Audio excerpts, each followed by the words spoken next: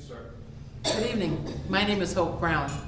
I wear many different hats. The first hat is I was a teacher, and I'm still a teacher. I am a substance abuse therapist, and I specialize in alcoholism, codependency, adult children. I'm also a public speaker as far as reaching out to the community to help them understand what a substance abuse is, and what recovery is, and what the 12-step programs are. I also write books of inspirational messages, and I'm presently working on Daily Messages of Hope. I thought that was a catchy title. That's my name is Hope. So if you are interested in contacting me for any of those, in any capacity like that, as far as reaching out to the public, informing people at your church or your school or what synagogue, wherever you're at, or if you want some daily messages of hope, please stay tuned to the end of this, and then there will be something flashing up on the screen for you so you can contact me. Thank you. Because unless you wind up in a treatment center somewhere, the community doesn't understand what substance abuse is. And they get really sick of hearing about Lindsay Lohan and Charlie Sheen, you know, because they keep talking about are they going to get their job back, are they going to have their sitcom, and it's not about that. These people are dying, and nobody's talking about the disease. So I would like to just share with you tonight exactly what this disease is and what codependency is. If you're not sure what codependency is, addicts are addicted to something outside of them. It's to fill a hole that's in here. And it's going to be either with chemicals, which is a physical allergy as well as a mental obsession, or it can be sex or gambling or food or shopping or whatever that is. So they're other-oriented that way. They're plugged into something out there. Co-addicts, codependents, family members, Al-Anon, Nar-Anon people are plugged into the addicts. They're our drug of choice, and we're following them around. So we're all addicts. And what happens when people come into the treatment centers and I say, I know you're not here because you're here to help the person who's here, but I'm here to tell you you're sick too. Don't mean to offend you in any way, but until you realize that, you're not going to get better either, because it's a family disease. It impacts everybody.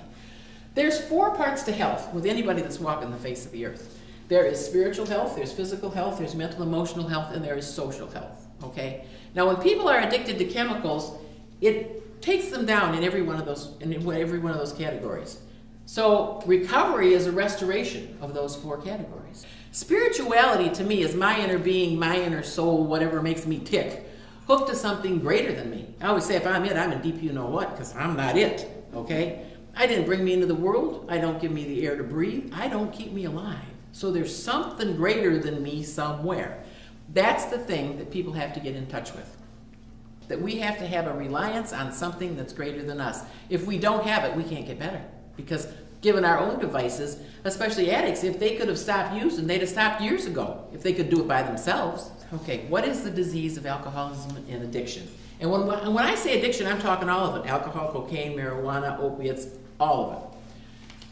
In the controlled use, even when a person is not an addict, but they have a chemical inside them, what part of their body is affected the most? Brain. Your brain. Okay, so anybody with a substance in them is brainless. Now, let me tell you the similarities between the alcoholic addicts and the codependents, the people that qualify for Al-Anon and Nar-Anon, okay? We talk to brainless people. We carry on conversations with them. We say, are you drinking again? And they go, no. But we hound them. We ask them, where have you been? What have you been doing? How come you're late? As if they're going to tell you the truth. These people are brainless. They're not going to tell you the truth. Okay, so you learn. There was a lady one time, and she said to a recovering alcoholic, she said, my husband's an alcoholic. I mean, how can I tell if he's lying? The guy said, is he moving his lips?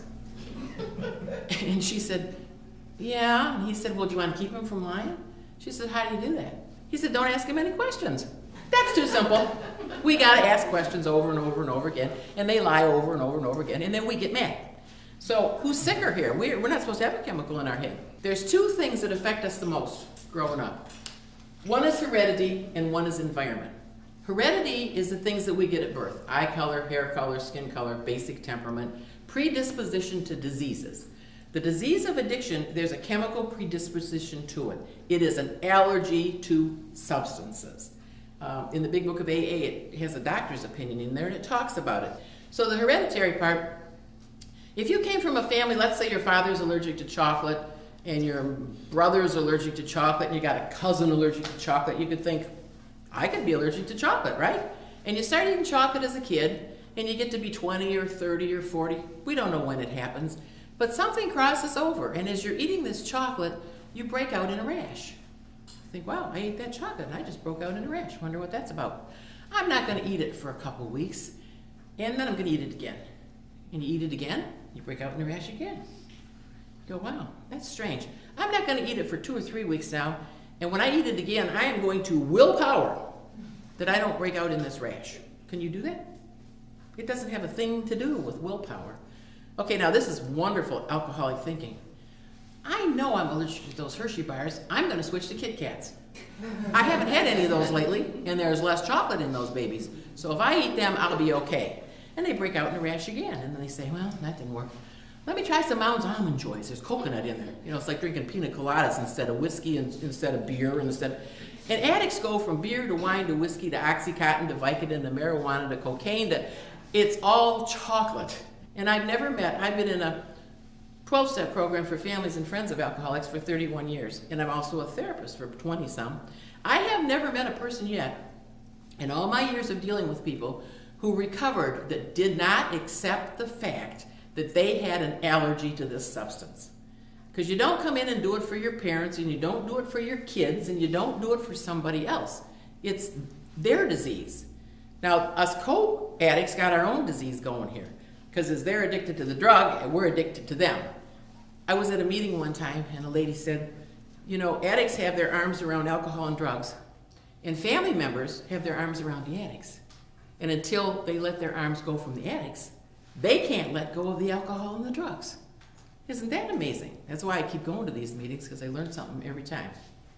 Okay, environment, the things that happen that shape us growing up. If you come from a family that the way they talk is they yell at each other, they scream, they call each other names, they stomp around, that's what you learn how to do, because you learn what you live. And so we start accepting unhealthy as okay, and it's not okay. But that's what we learn, and then we carry that into relationships with us.